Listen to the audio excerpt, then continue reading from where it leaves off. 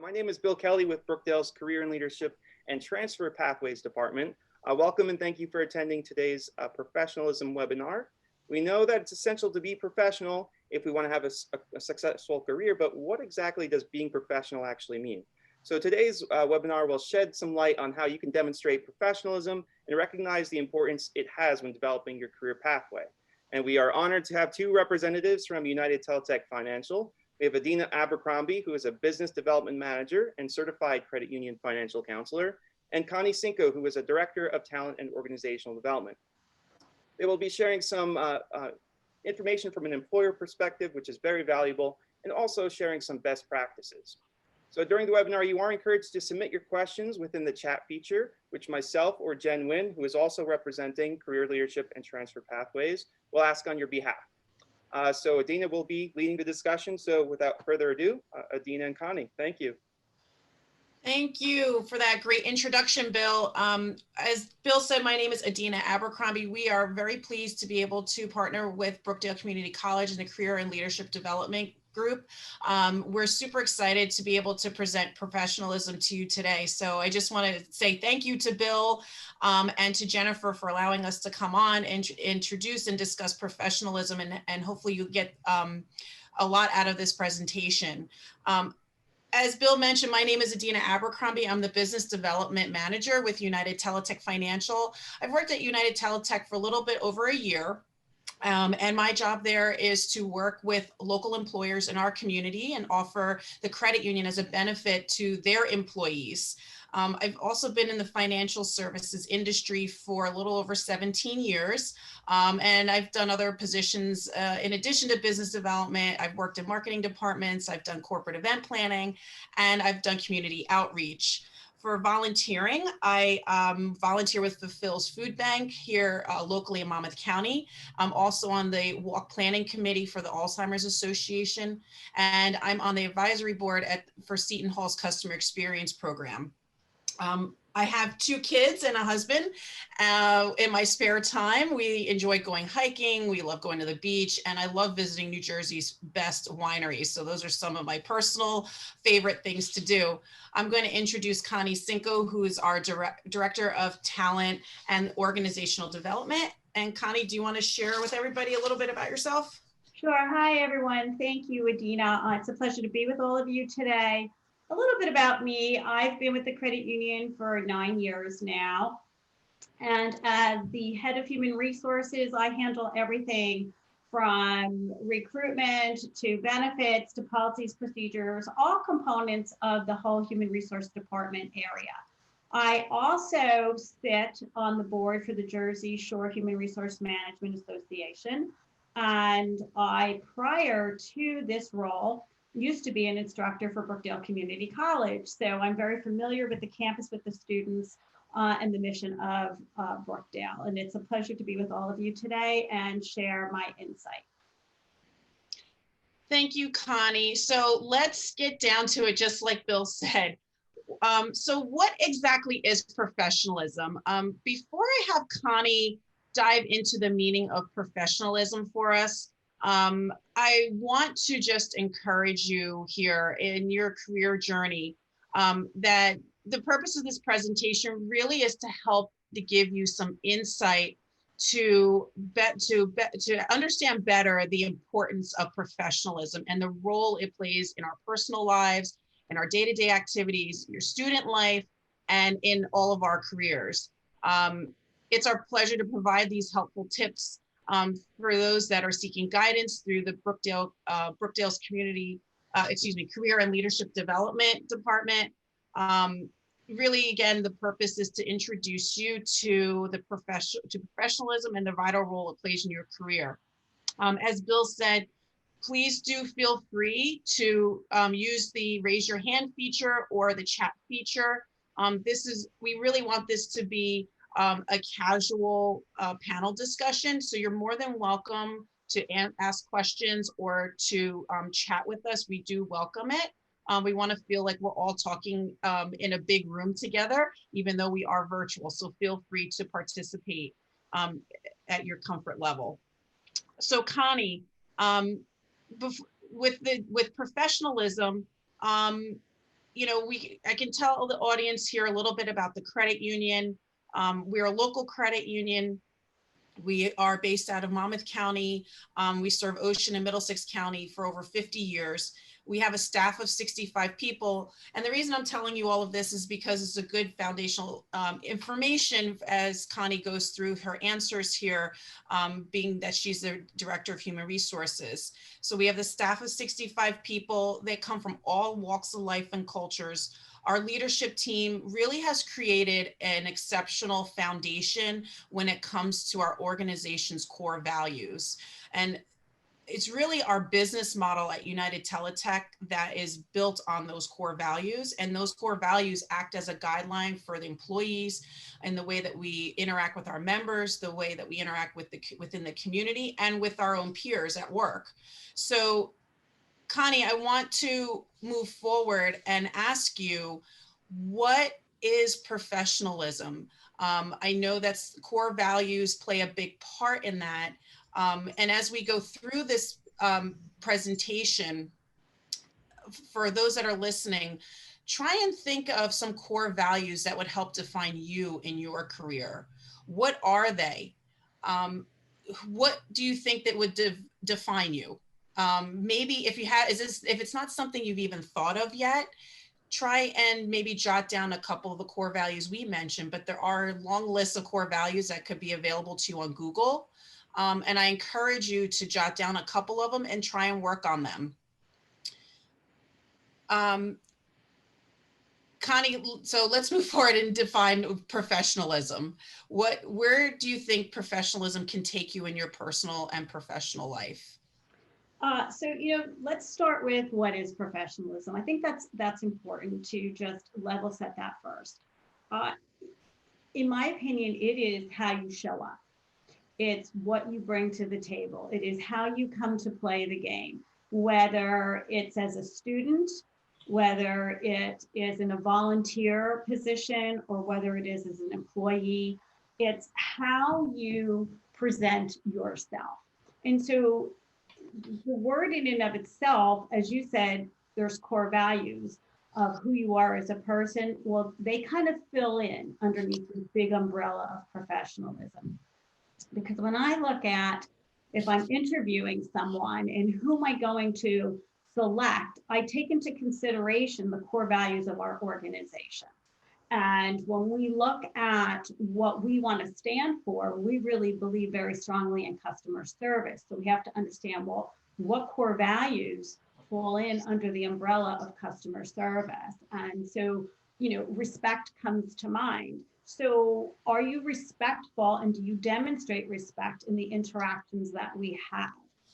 In an interview, you can see that, I can ask questions about that, and that just comes out in conversation. It's how somebody responds to perhaps a question I've asked. We also look in our core values at teamwork. Teamwork is really important, how we treat each other. We pay attention to energy. When you show up for the interview, or when you show up at work, or when you show up at school, are you slumped back in a chair, or are you excited to be a part of the conversation? That's another core value. Gratitude.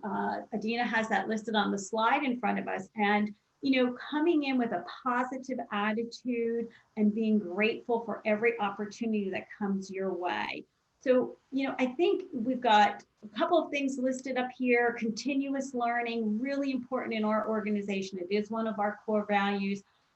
As a mom, I've tried to institute that with my own children, the importance of always learning and being willing to hear feedback and implement that feedback.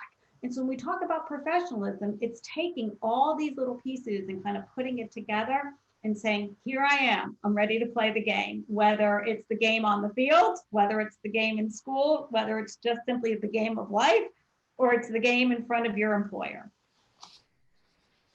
Yeah, you make a good point there, that with professionalism and the core values, I think we really need to take a step back and in order to move forward with professionalism, we have to identify also what may be important to us and what may be important to others as we're communicating in our day-to-day activities.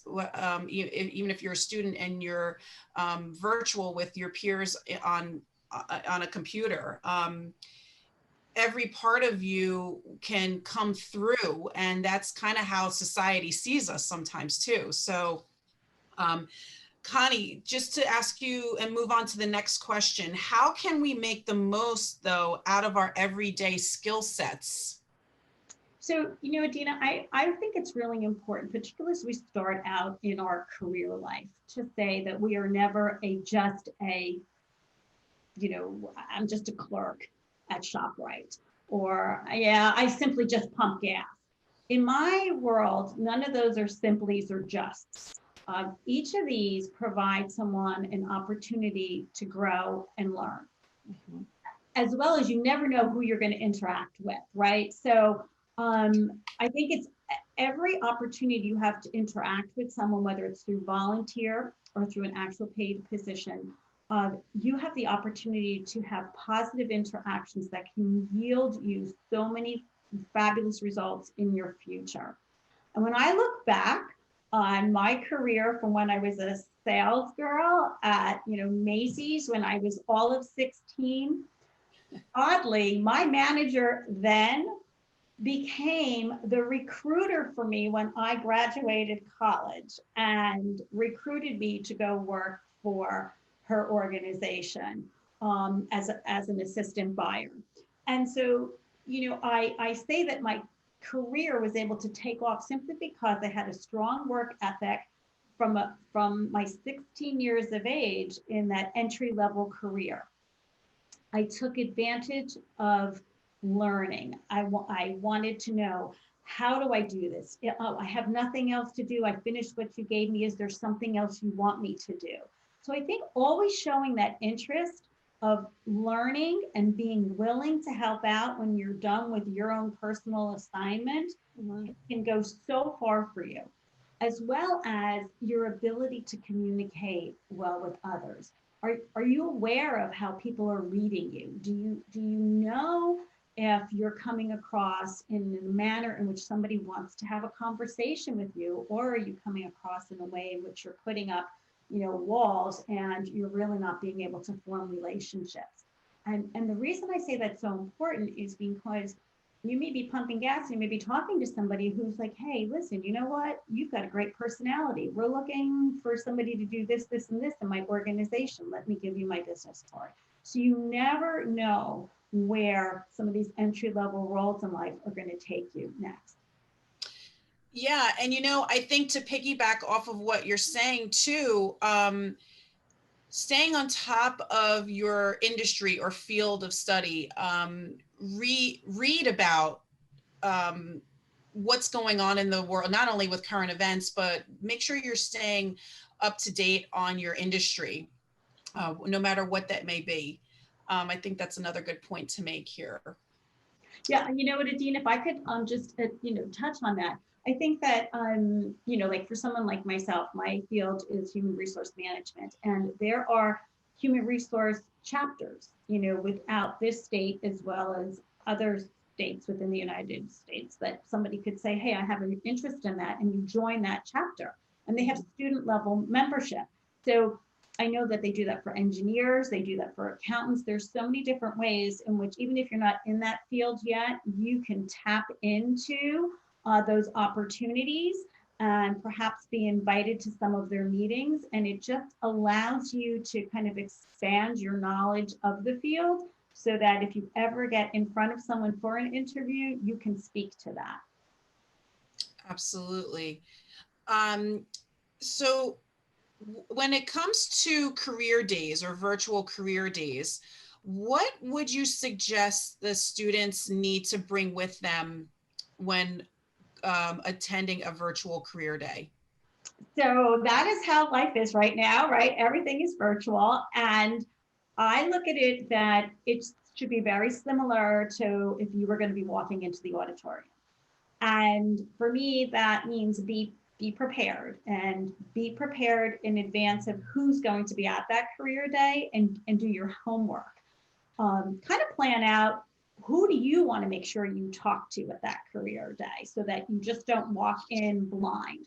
Have kind of like a mission. I want to make sure that I speak to this person or this person or this person. And so this way here, if you only have an hour or an hour and a half, you've been able to focus on exactly who you're going to make it a point to speak with. And then know something about that organization, because the whole thing is you've only got a few minutes to make a really good first impression. And you want to be able to say, hey, you know what, I just read in the news that you guys are launching this, or something, so that you stand out. You want to be able to be that different person from a positive perspective, because there could be 100 students that go in front of that recruiter that day. I also think that because it's virtual, you need to be aware of distractions. And so make sure that your phone is turned off. It's not even near you, right? Make sure everyone in your home knows that you're doing this that day. Clear things away from your desk so that your sole focus is right in front of you. And I would say that you can have a notepad next to you, because you might want to take some notes. You may have had an interaction, exchanged a few words with someone, and you're going to want to get down their name and their number, maybe something that you guys talked about, so that you can follow up, which I think is very important. Follow up with a thank you note. But let's also talk about when you're in front of the screen. Come dressed like as if you were going to actually go to an auditorium for that interview, or for that, as you're walking through and it's an open house and there's all different recruiters there. So I know that a lot of organizations may be not as formal right now because people are working from home. But I don't think that that's a reason why you shouldn't dress for success.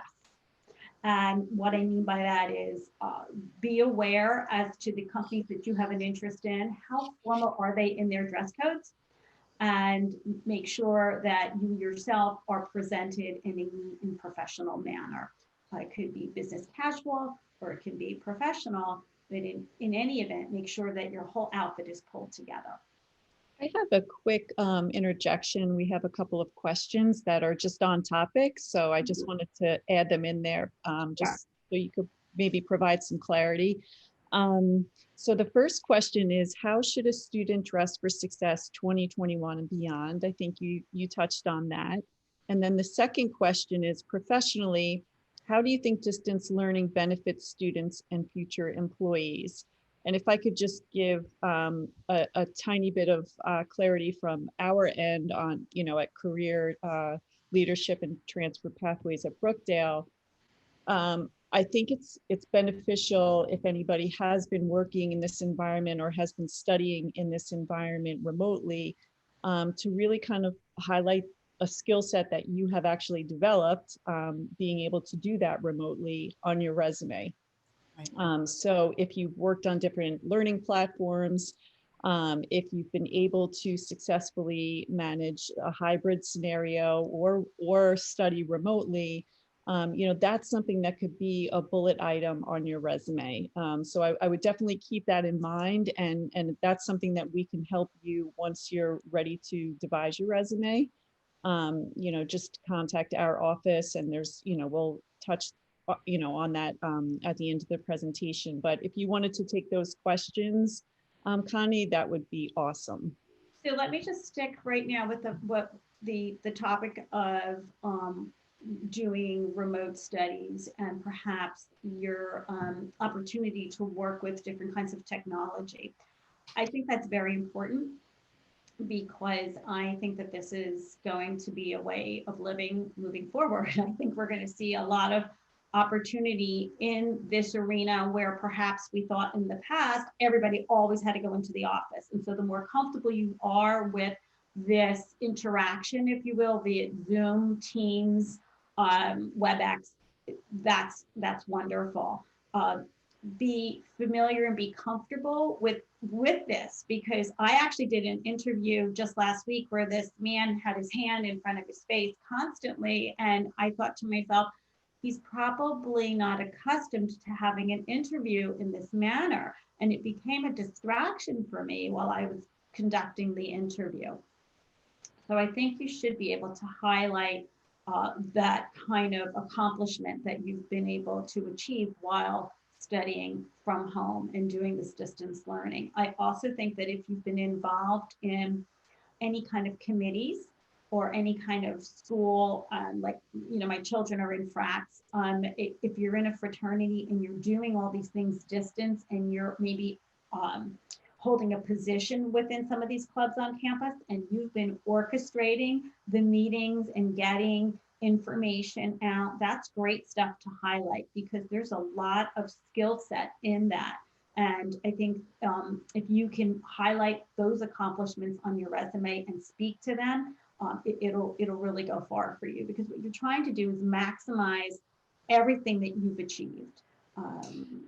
Connie, I know, you know, there may be some students out there that haven't had the opportunity to work. What about volunteering? Is that something you would recommend? Absolutely. It's so important. I know some schools require it and not all do, but I think particularly right now, because the job market is the way that it is, look out there, do some research, and try to find opportunity for volunteer work. It can be through religious organizations. It can be through the parks and recreation departments that are looking for, you know, folks, whether it's, you know, helping out with remote learning, or perhaps, you know, doing some kind of website design for a company that is a startup, or perhaps now, because of this environment, they have to do more remote and they don't know how, but hey, you do, because this is how you've been learning, right? And if you don't see an opportunity, but you've thought of one, you can also reach out to an employer and say, hey, you know what, I'm looking to do some volunteer work. I was wondering if you would have an interest in blah, blah, blah, blah, blah. And I think that's another thing, like be assertive in what you want as well. And if you don't see the opportunity, create one for yourself. Getting on the topic of once we're at our job, how do you maintain professionalism when you have a manager that isn't pleased with your work? Or how do you handle issues that may arise in the workplace? So that's a good question, Adina. And I think what we all have to understand is, regardless of where you are in your career, be open to learning. Recognize you're not always going to win. There are going to be moments where you didn't do something right, and that's okay. It's particularly okay when you're open to getting the feedback so that you learn and you don't make that mistake again, right? So if you have done something that really wasn't up to par and it disappointed your leader, the most important thing from my perspective is, number one, own it. And that's part of a professional. When you're demonstrating professionalism, you have a sense of accountability and you own your mistakes. And once you own your mistakes, then the next piece of it is, I'm going to be agile learner. I'm going to be adaptive. I'm going to be like a sponge. Let somebody tell me how to do something different, and then let me apply. I also think that if you're unfamiliar with what to do, you ask questions. I don't know any leader who wouldn't prefer someone to clarify than to go ahead and do something and perhaps make a mistake that could be costly to the employer. So I think that's an important thing to learn, is it's okay to not win. It's okay to not be the best of the best, because this is an opportunity to grow and develop your skills. Absolutely. So and speaking of developing your skills, we all know that actions speak louder than words when it comes to professionalism. Connie, you've highlighted some of the actions when speaking to our core values. What are some other ways we can stand out from others? I know you mentioned before sending a thank you note, but what are some other ways that we can recommend that the students stand out from other people? So if you're talking about having been employed and you're already, if you're a current employee, I think it's important to think about the mission of that organization and how can you get involved outside of your specific job. So I know at our organization, we have volunteer opportunities, and it's great when team members say, hey, I'd like to help out with that. We have project assignments, training that we offer, and sometimes we'll say it's open to anyone who's interested, and it's not specifically assigned. And when people say, hey, me, I want to learn, that's a great way to stand out, because what you're doing is you're going above and beyond what's asked of you. When you've finished your assignment, turn to your peer, like turn to someone right on your team and say, hi, I finished my work. Can I help you out?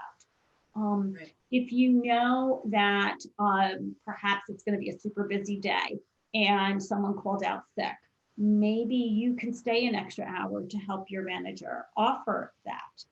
I also think coming in on time makes a huge impact. So if you're supposed to be at work at 9, that means you're behind your desk at 9. It doesn't mean you're flying in the door at 9 and then putting stuff in the refrigerator and then running off to your desk.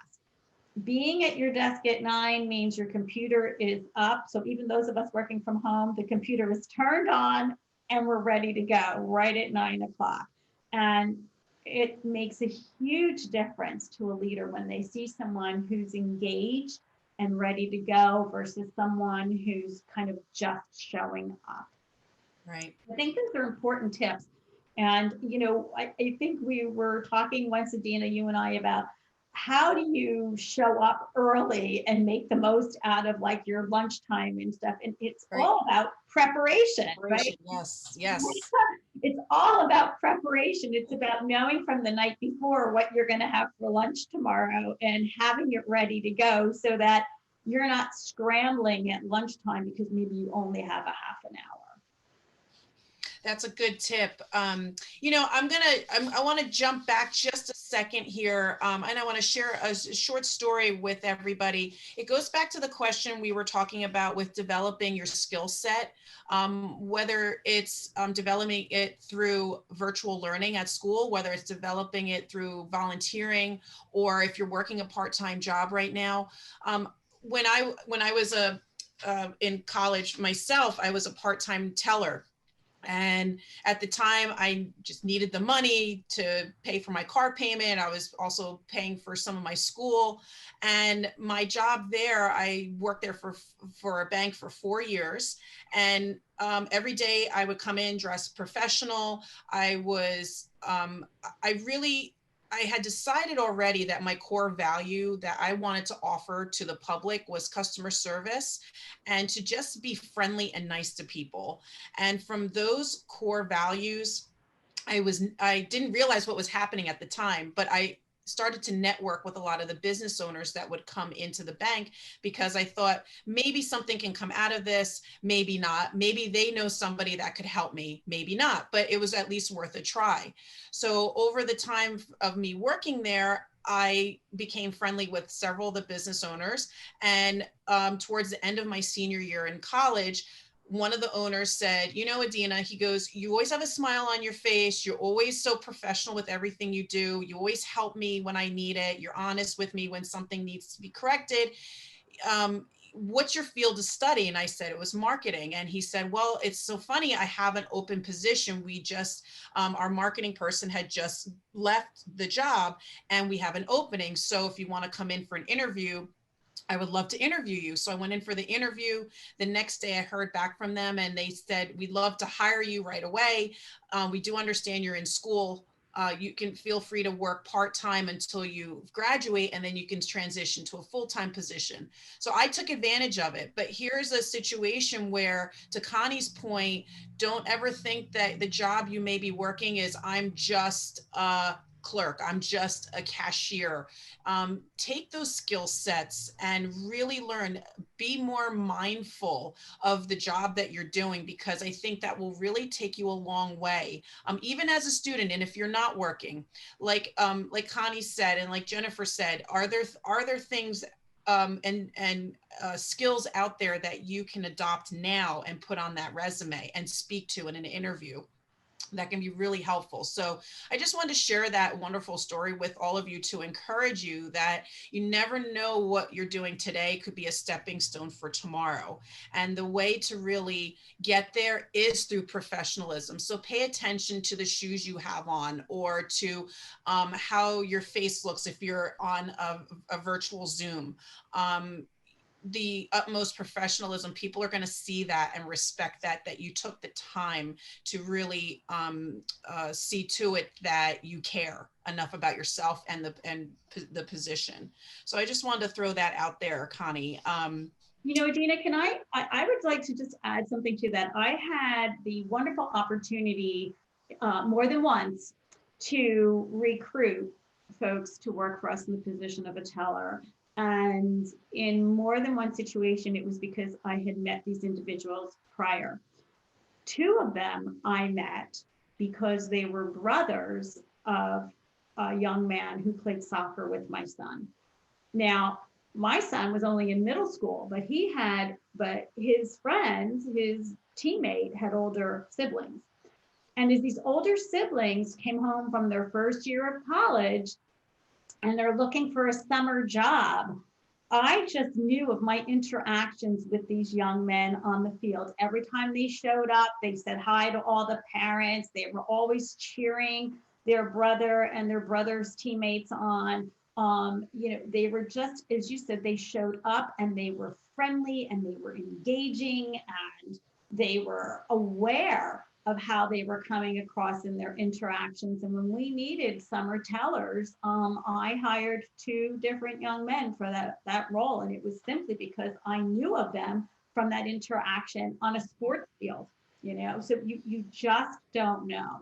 So Connie, I just saw a question pop up, and it's actually on the flip side of what you just said. So what if somebody's having a bad day? How do you still maintain your professionalism if you're just having a bad day? Okay, that's funny. And the reason I'm laughing is because it happens. It does happen. It happens. Absolutely. We're really blessed. We work for a fabulous CEO who believes in mindfulness training, and he's been able to provide us throughout the past few years with training in the area of mindfulness and meditation. And I think that, these are buzzwords out there, if you will, but they are important. And if you're having a bad day, you need to be aware of that, and you need to be aware of how that's coming across, because I might be having a bad day, but I'm able to say, okay, I'm having a bad day. Things aren't going well. I need to be aware. Am I being curt with somebody? Am I shrugging my shoulders? Am I walking around like I'm really mad? And you have to say, okay, how am I coming across? And then it's that mindfulness and own that, and then stop it. So it could be get a journal and start writing in the journal, I'm really mad, I gotta smile, and turn that anger into positive thoughts. Maybe you have to say, you know what, I'm having a moment, do you mind if I step away? You go to your leader and you say, I've got to be honest, there's something going on in my personal life. It's really troubling me. Do you mind if I step away for just a short period of time and collect myself? Right. I would appreciate that much more than somebody who says or does something that can be poorly received by someone else. And I think, part of being a professional is knowing how you're coming across. Yes, exactly. And owning that. And we all have bad days, but that is not an excuse to be rude to someone, or not complete your work as it should be, or to disregard someone who you're working alongside of. Yeah, I agree. Let's see, are there any other questions out there, Bill and Jennifer? Sure. So there's no questions currently in the panel, but I was hoping that you can just touch on a little bit about social media and professionalism within that category, and how do you see LinkedIn playing into that role, or maybe Instagram or other social media accounts, and how should a student navigate all of these?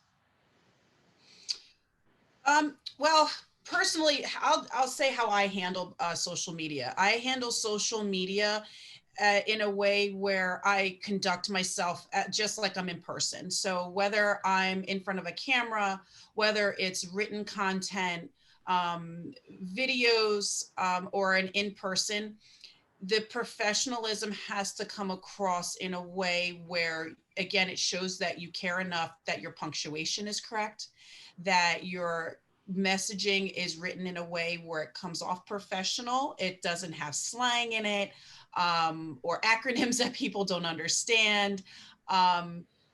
Spelling words out instead of using text. So a lot of people, when we text with our friends and so forth, we may abbreviate some words. That's probably something you don't want to do with social media. I would say basic and general etiquette when it comes to posting pictures. The suggestion may be too, when it comes to social media, let's say you have a Facebook page, you probably want to be careful if you're in the market for a new job, not to be posting pictures of yourself that you may not want your new employer to see. You may want to be careful, or maybe you want to have two different pages, one that's open to the public and one that maybe you just share with your friends. So I would just caution you, especially on LinkedIn. LinkedIn, in my opinion, should be used really for networking on the professional side, and to apply for jobs, to talk to recruiters, that sort of thing, for content and information. You may want to refrain from putting your personal life on LinkedIn, because you could be judged like that. It could be a turnoff to a recruiter. Connie, I don't know if you want to say anything else when it comes to social media when you do some of your interviewing. I do want to say that I can tell you that personally, our organization, we're not looking at somebody's Facebook page. I think that is really for fun. I think more people use that for their private interactions, right? But when you're looking at a professional social media page, I'm going to turn to LinkedIn. So we actually, when we're recruiting people in the sales roles, we really want to see what's their following on LinkedIn. Now, I think it's also important to take a look at endorsements on LinkedIn, and do you have endorsements, and who's endorsing you? And then also, if you can, once you have your contacts and you see that there's articles that people are posting, are you reading them? And if you're reading them and then sharing them and you're adding a comment, it just kind of builds to your credibility to have that kind of active engagement, if you will. And I think that it's important to have that presence. And you don't even need to have 5 years of work history behind you. You can start your LinkedIn page early on. Yeah. And like I said, if you join a chapter in an area of your interest, then you put that on there. So I think it's good because people do look at it. Employers do look to the LinkedIn page. Awesome. Yeah, that's great information. I'm always trying to stress that to students, where your career development, or starting building on your professionalism, can start on your first day of your semester. It doesn't have to happen 2 weeks before you're graduating. Right. You can start to try it out, test out your skills in terms of professionalism, but also building your professional brand too on LinkedIn. But I did want to segue. We do have another question over here. So one question is going, I guess, on to appearance. How is it professional to have a nose piercing? So your thoughts on that? So I would say that it's going to depend upon the kind of industry that you want to be employed in. There are, obviously, for religious reasons, there may be piercings, but we'll also find, that there will be organizations that are much more conservative in their approach to dress, and they may ask you to remove that nose piercing if it is not linked to a religious purpose. So I think you just have to know the kind of organization that you're applying to.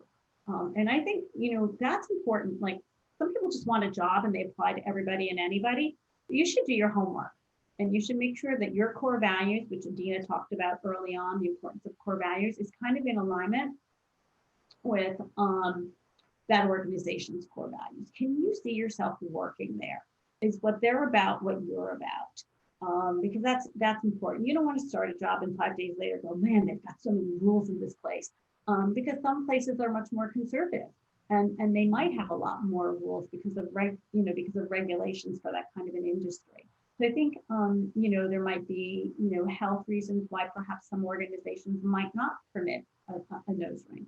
So I think you have to do your homework and be familiar with that. Great, thank you. And then we have another question, just reiterating, what should a potential candidate do following an interview? Following up with the employer, or maybe some final questions they should be asking within the interview itself? Yeah, that's a great question, Bill. One of the most frustrating things I find is when I'm conducting an interview and then I pose to the candidate, what questions do you have for me? And they're like, nothing. And that makes me think that they really haven't done their homework. They don't know anything about us. And I would also say one of the questions shouldn't be how much does this job pay? Because that's an important question, but it shouldn't be your only question. You may want to find out what is the career path like in this type of an organization? What do you see 5 years out for the company? How is it growing? What are the core initiatives of this organization?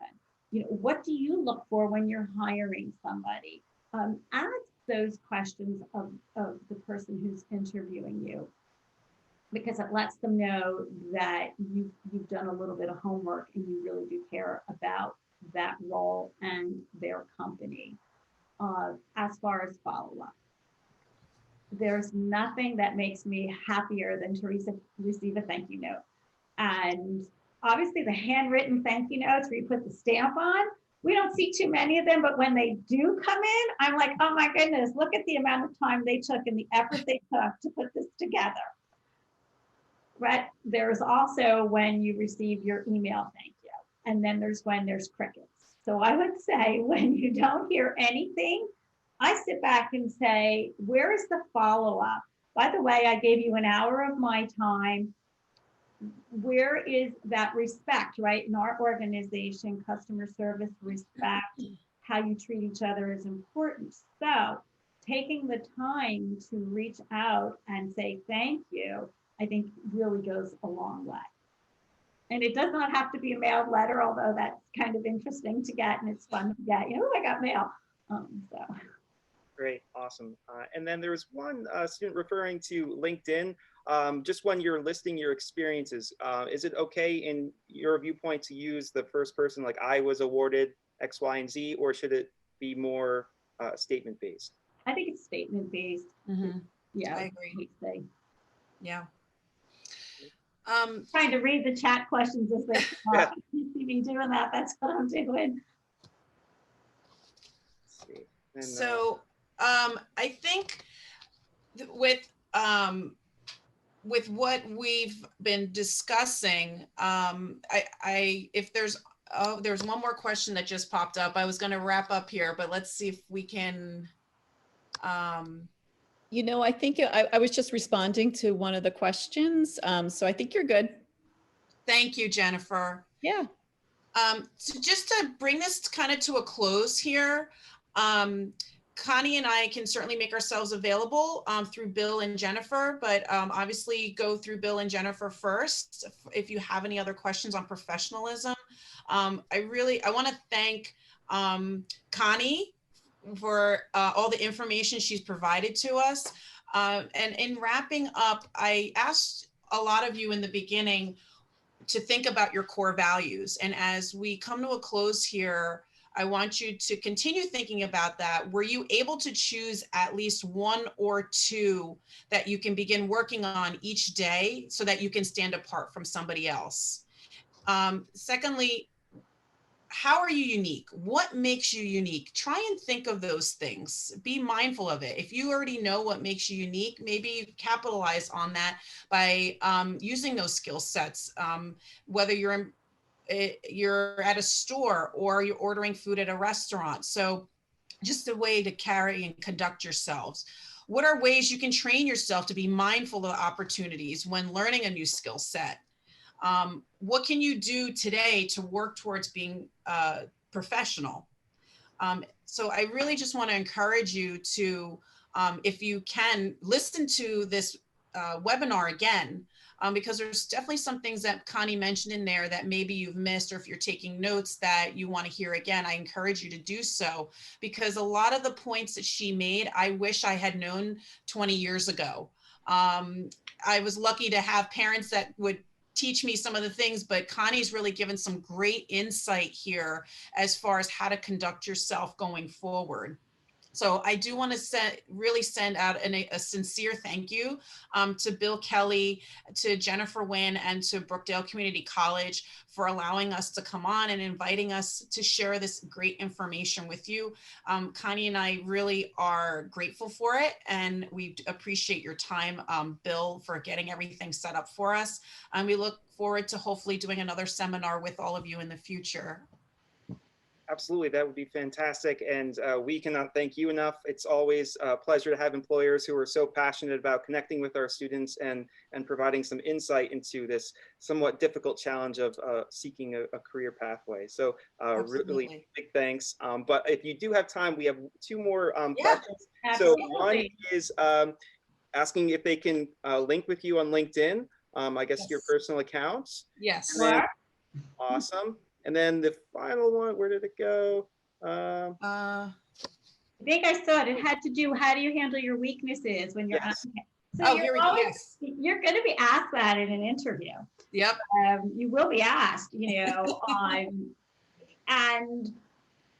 I think, as I said earlier, we can't always win. We are going to make mistakes. So we know that we're not all perfect. So the thing is, you have to think about, what is your weakness, and how, and you'll probably have more than one, and how would it impact the job that you're applying for?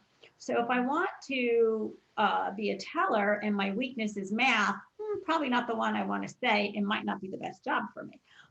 But if my weakness is perhaps that sometimes I tend to take on more work than I'm able to accomplish, you know what? That's a nice weakness to have, believe it or not. Because, Adina, if she's my manager or she's the person interviewing me, and I say, well, I think one of my weaknesses is that I tend to overcommit. I tend to say yes to more than I can get done in a given day or a given week.